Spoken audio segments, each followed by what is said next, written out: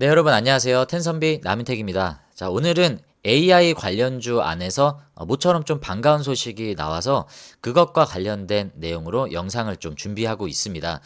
그 내용은 바로 썸네일에서도 확인하다시피 대통령이 직접 컨트롤하는 대통령 직속 국가 AI 전략위원회가 이제 출범하게 되는데요. 그 출범을 알리는 본격적인 시작이 돌아오는 월요일 9월 8일이죠. 자, 그때부터 공식화되기 시작합니다. 물론 이 뉴스가 나온 건 4일 전부터 계속 나왔긴 했어요. 그래서 우리가 이미 알고 있는 내용이어서 새로울 건 없긴 한데 제가 왜 여기에 의미를 두냐면 세부화된 내용이 없습니다. 거기에서 어떤 사람이 부위원장으로 선출이 될 것이며 어떤 민관 담당자들이 담당자로 내정이 될 것이고 그리고 세부 내용들은 어떻게 진행되는지 나와 있는 게 아무것도 없습니다.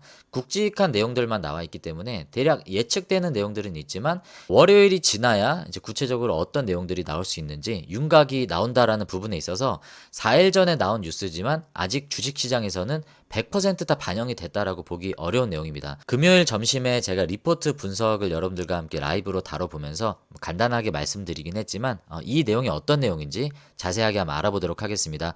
영상 끝까지 잘 시청해 주시고요. 바로 한번 내용으로 들어가 보도록 하겠습니다. 아니 나 지금 뭐 하고 있니? 얼른 밥 차려와. 밥 차려가지고 시작. 텐선비 나윤다 구독과 좋아요 부탁드려요. 네, 먼저 대한민국 정책 브리핑에 나온 뉴스를 한번 살펴보도록 하겠습니다. 자, 이재명 대통령의 대선 공약 1호였던 것만큼 직접 본인이 컨트롤하고자 하는 이 국가 AI 전략위원회란 이름으로 이제 출범을 하게 되었습니다. 국가 컨트롤 타워가 가동된다라고 봐야 되는데 자, 이 출범에 대한 배경을 얘기하고 있는 거죠. 현재 글로벌 AI 패권 경쟁은 이제 개별 기업을 넘어서 국가 간의 대전으로 격화하고 있다. 자, 제가 오늘 리포트 분석에서도 말씀드렸지만 우리나라가 AI 3대 강국 도약을 실현하기 위해서 이것을 지금 진행한다라고 얘기하는데 이 3대 강국에 내포되어 있는 1대 강국, 2대 강국이 도대체 누굽니까? 우리가 잘 알고 있는 미국이 있고 중국이 있습니다. 자, 우리나라가 이제 세 번째 AI 강국이 되겠다라고 하는 전략이 담겨 있는 건데 이 국가 간의 대전으로 격화되고 있다는 얘기는 최근에 나온 미국의 AI 액션 플랜 그 내용에 보면요. 자국 우선주의 성향이 굉장히 짙게 깔려 있습니다.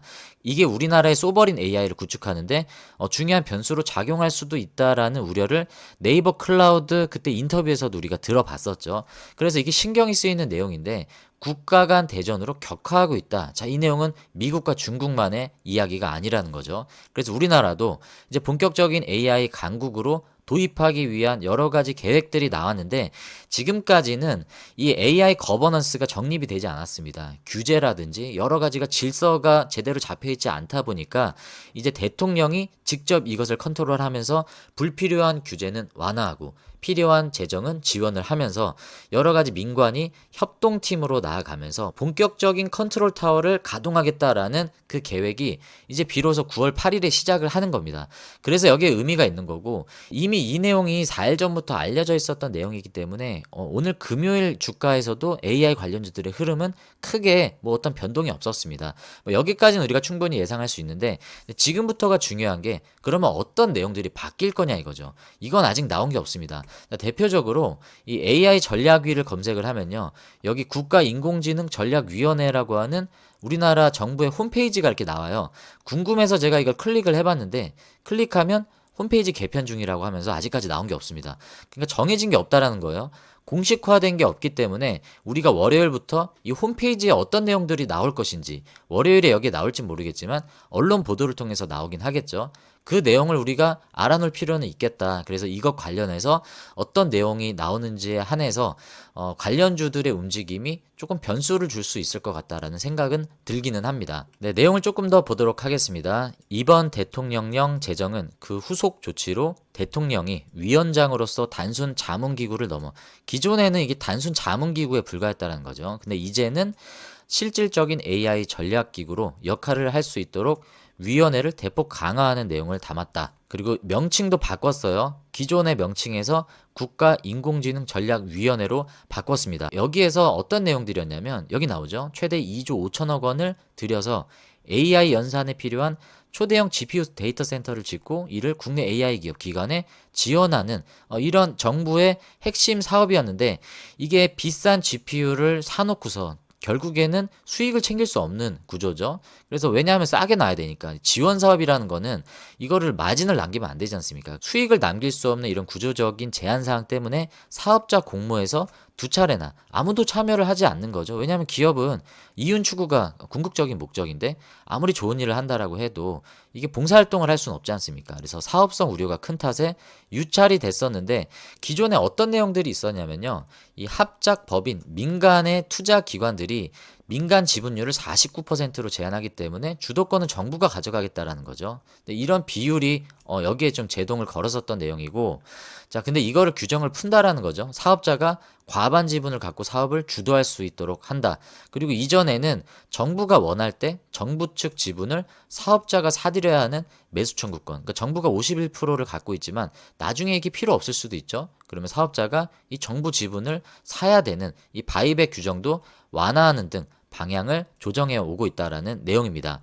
그리고 여기에 덧붙여서 내년 초에 AI 기본법 시행에 맞춰서 하위 법령 마련에도 속도를 낸다. 지금의 AI 기본법은요, 이용자 생명 안전 기본권에 중대한 영향을 미치는 고영향 AI 기술을 규제하는 조항을 담았는데, 이게 너무 포괄적이다 보니까 자칫 에너지 의료기기 원자력 분야 등의 포괄적 규제가 될 수 있는 만큼 이거를 다듬겠다라는 겁니다. 결국은 규제 범위를 구체화해서 보호할 건 보호하더라도 불필요하게 보호 조항에 들어가서 발전을 할 수 없도록 이렇게 족쇄가 되는 그런 것들을 이제 구체화해서 나누겠다. 이제 이런 내용들이 법 제도망에서도 나오고 있는 내용이죠. 네, 그래서 이제 이런 내용으로 대한민국 AI 액션 플랜이 이제 공개되는 겁니다. 미국도 액션 플랜을 공개했고 중국도 액션 플랜을 공개했다라고 제가 점심 라이브 그 리포트 분석에서 말씀드렸죠.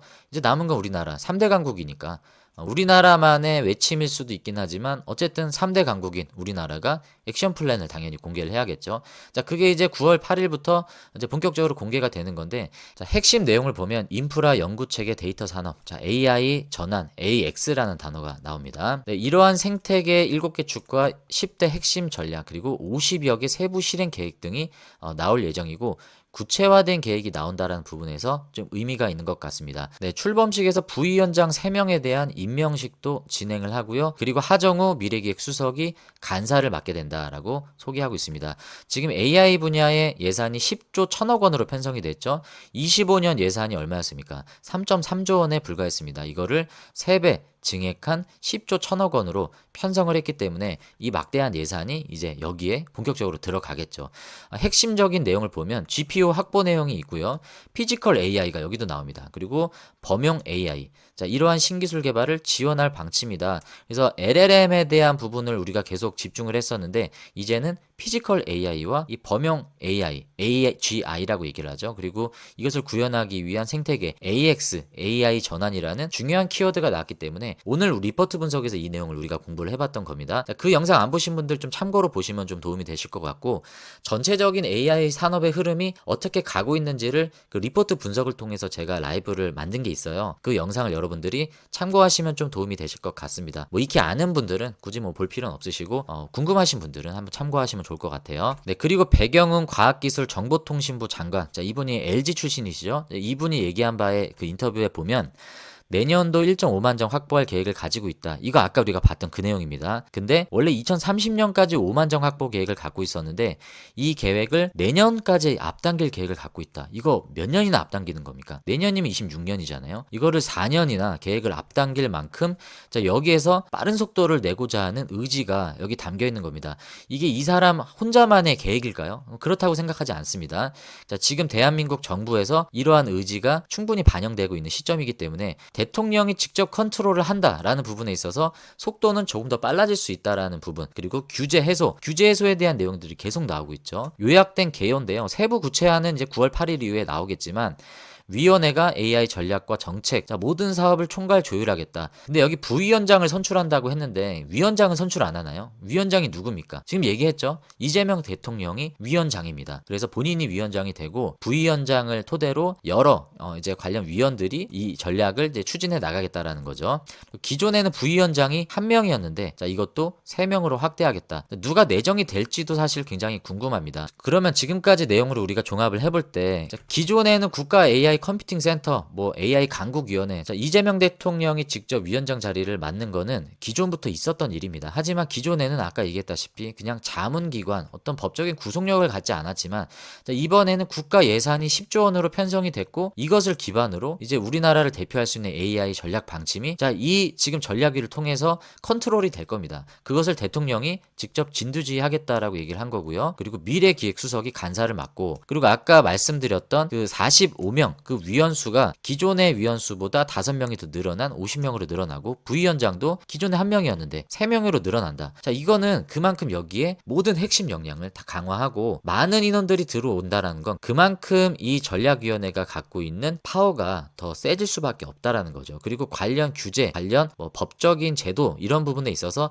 추진력 있게 나아갈 수 있는 발판을 마련할 수 있는 겁니다.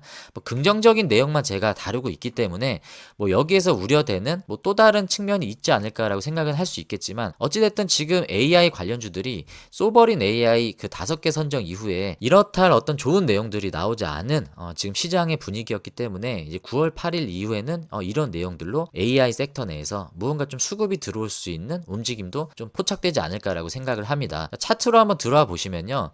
기존부터 제가 네이버 차트에서 말씀을 드렸다시피 며칠 동안 이 바닥을 확인하면서 유의미한 기관들, 대표적으로 연기금이 들어오는 모습을 제가 포착을 했기 때문에 이제 어느 정도 네이버는 이 21만원, 200일선을 기점으로 바닥을 잡고 있는 흐름이 나오고 있다. 그리고 기관은 이 가격이 바닥이다라고 인식을 하기 때문에 이 시점에 맞물려서 들어오는 모습들이 계속 포착이 되고 있다라고 말씀을 드렸습니다. 그래서 지금의 이러한 9월 8일 이벤트가 방금 말씀드렸던 이런 수급의 연속성을 좀 가져올 수 있다라고 생각을 하고 기관들의 수급은 이미 지금 시작이 되었습니다. 그래서 이것이 무언가 큰 반전을 줄 수 있을지는 모르겠지만 늘상 강조했었던 이제 외국인의 수급이 9월 8일의 어떤 그런 흐름 가운데서 긍정적으로 수급의 변화가 포착이 된다라고 하면 네이버를 비롯한 이 소버린 AI 관련주들의 움직임들이 보다 긍정적인 모습으로 바뀔 수 있는 가능성도 저는 있다라고 생각합니다. 일시적인 단기적 이벤트로 볼 수도 있어요. 그래서 저는 월요일에 우리가 이미 알고 있었던 내용들이었고 4일 전에 언론에서 보도가 되었기 때문에 일시적인 수급이 들어오고 이러한 윗꼬리 본전 회수 심리가 자 여기서 작용할 수 있다라고 말씀을 드렸습니다. 그래서 이러한 모습들이 단기간에 나올 수 있지만 우리가 의미를 두는 건 단타로 보는 게 아니라고 말씀을 드렸죠. 이 단기적인 추세는 그런 변동성을 가져갈 수 있지만 바닥을 잡았다라는 게 어떤 의미입니까? 자, 과거의 차트를 보시면요. 이 시점이 바닥을 잡았다라고 얘기할 수 있는 거고 이 시점이 바닥을 잡았다라고 얘기할 수 있는 시점이죠. 자, 바닥을 잡게 되면 급격하게 올라가기도 하고 완만하게 올라가기도 하지만 어쨌든 기존에 잡았던 바닥권보다는 주가가 상향 조정된다라는 부분에 있어서 바닥을 잡는 게 큰 의미가 있는 겁니다. 만약에 지금 시점이 바닥을 잡았다라고 명확하게 결론이 난다라고 하면 다음에 주가는 진폭은 있을 수 있겠지만 어느 정도 위에서 적정 밸류를 산정할 수 있다. 그러면 우리가 보다 더 안정적인 투자를 할 수 있는 기반이 마련이 되는 겁니다. 그렇게 주가가 조금씩 상승을 할 수 있는 발판이 되는 거죠. 그래서 우리에게 지금 필요한 건 월요일에 어떤 세부적인 안건이 나올 것이며 거기에 부위원장 3명이 과연 누가 내정이 될 거고 이 관련주들 안에서 거기에 직접적으로 연관이 되는 기업이 어떤 기업이 될 것이며 또 거기에 예를 들어서 부위원장으로 선출이 되는 그 사람과 밀접하게 연관되어 있는 기업이 누가 될 것인지 시장은 예의주시할 겁니다. 여러분들이 분석하기 전에 이미 주가가 반영을 할 거예요. 그래서 지금은 우리가 뭐 예측은 할 수 없습니다. 거기에 우리가 단기적인 이벤트에 뭐 일일비할 필요는 없을 것 같고 중요한 건 수급이 기관 중심으로 지금 바뀌고 있다라는 부분에서 긍정적인 시그널을 우리가 좀 잡을 수 있을 것 같고 외인들의 수급이 들어와 줘야 됩니다. 그래서 제일 좋은 건 사실 대주주 양도세에 대한 불확실 불확실성이 해소되는 게 우리나라 주식시장에선 가장 좋지만, 자, 글로벌 빅 이벤트 중에 9월에 이제 미국 금리 인하에 대한 이슈가 있습니다. 그 금리 인하가 결정이 되고 우리나라의 대주주 양도세 이런 부분들에 대한 불확실성 해소가 된다라고 하면 9월 8일 이후에 나오는 AI 전략위원회, 자, 거기에서 어떤 세부안이 나오고 변수가 나올지, 이 내용들이 저는 AI 섹터에서 지금까지의 이 실망스러운 흐름을 좀 턴어라운드 할 수 있는 중요한 모멘텀이 나오지 않을까라고 좀 기대해 볼 수 있겠습니다. 저도 월요일 뉴스를 계속 예의주시 할 거고요. 차트 분석에 대해서는 이 시간에 뭐 여러분들에게 이미 강조했던 내용이기 때문에 뭐 반복할 필요는 없죠. 일단 대장주에 집중을 하자. 지금 AI 섹터는 선정된 기업과 선정되지 않은 기업, 자, 이런 부분들로 양극화 현상이 생길 수 있기 때문에 바스켓 매매보다는 투자를 하려면 대장주 쪽으로 포트를 좀 집중하는 전략이 필요하다. 그래서 모든 종목이 다 좋아요. 따지고 보면 다 좋습니다. 크라우드웍스, 코난테크놀로지, 솔트룩스, 이스소프트, 한글과 컴퓨터, 뭐 버릴 종목이 뭐가 있습니까? 다 좋습니다. 플리토도 좋은 종목이고요. 다 그렇긴 하지만 이 소버린 관련주 중에서는 제가 네이버와 LG CNS 정도로 좀 대장주를 압축하는 게, 선정 이후에 탈락이 되는 기업들이 또 나오잖아요. 2027년까지 이 변수가 계속되기 때문에 그래도 우리나라의 이 AI 정책과 관련해서 밀접하게 가져가고 있는 GPU 사업자 선정에서도 네이버는 네이버 클라우드를 통해서 계속 그 접점을 가져가고 있지 않습니까? 이러한 부분으로 봤을 때 선정의 탈락 가능성들을 고려해 볼 때 대장주라고 볼 수 있는 네이버와 LG CNS 쪽으로 좀 집중을 하시는 게 좋지 않을까라고 말씀을 드렸고요. 그리고 소버린 이 토너먼트에 참여하고 있지는 않지만 이 공공기관 매출 비중이 큰 삼성 SDS도 지금 시점에서 유의미한 반등을 가져가고 있기 때문에 지금 종목을 압축한다라는 관점에서 좋은 대안이 되지 않을까라고 저는 개인적으로 생각하는데, 여기에서 더 많은 종목들을 확장할 필요는 없을 것 같습니다. 하지만 어떤 종목이 올라간다고 하더라도 워낙 바닥권이에요. 지금 크라우드웍스도 그렇고요. 네, 지금 코난테크놀로지도 마찬가지죠.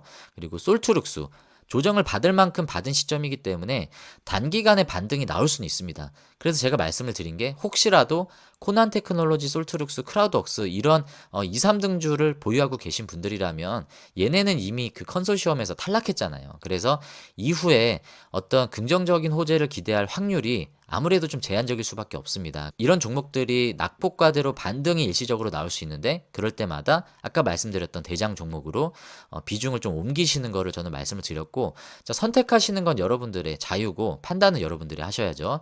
하지만 제가 참고적으로 그렇게 하시는 게 어떠실까라고 말씀을 드렸으니까 여러분들도 한번 검토해 보시고, 또 다른 대안은 비중을 줄인 뒤에 그 비중을 줄인 거를 지금 기회를 주는 좋은 섹터가 분명히 있다라고 말씀을 드렸습니다. 대표적으로 로봇이 있고요. 그리고 바이오도 이미 날아갈 대로 날아갔지만 그 중에서도 금리 인하 기대감으로 좋은 반응을 보일 수 있는 가능성 높은 종목들이 있습니다. 그 종목이 어떤 것인지에 대해서는 옷장사의 보물지도 우리 김 대표님의 라이브와 저 또한 라이브 중간중간에 또 말씀을 드렸기 때문에 여러분들이 좀 참고하시면 도움이 되실 것 같고, 일단은 오늘은 소버린 AI 관련주에 대한 내용을 다루기 때문에 그런 내용들은 다음 라이브에서 여러분들이 참고하시면 좋을 것 같습니다. 네, 그렇게 좀 대응을 하시면 어떨까라고 좀 제안을 드리고, 네, 절대 매수매도 추천 영상이 아니기 때문에 투자의 선택과 판단은 여러분들의 몫입니다. 현명한 투자하시길 바라겠고요. 오늘의 영상은 여러분들이 투자하시고 결정하시는데 참고사항으로 자료로 활용하시면 좋을 것 같습니다. 네, 오늘 영상은 여기에서 마무리하도록 하겠습니다. 오늘 내용이 도움이 되신 분들은 구독과 좋아요 한 번씩 눌러주시고요. 여러분들의 수익이 10배, 여러분들의 주식이 쉽게 될 수 있도록 텐섬이 나미택이 늘 함께 하도록 하겠습니다. 돌아오는 9월 8일에도 어떤 뉴스가 나오는지 새로운 내용으로 다시 한번 영상을 좀 제작을 해드리도록 하고요. 일요일 저녁 7시에 옷장사의 보물지도 주식 라이브 그 시간을 통해서 다시 인사드리도록 하겠습니다. 네, 즐거운 주말 보내시고요. 여러분들 안녕히 계십시오.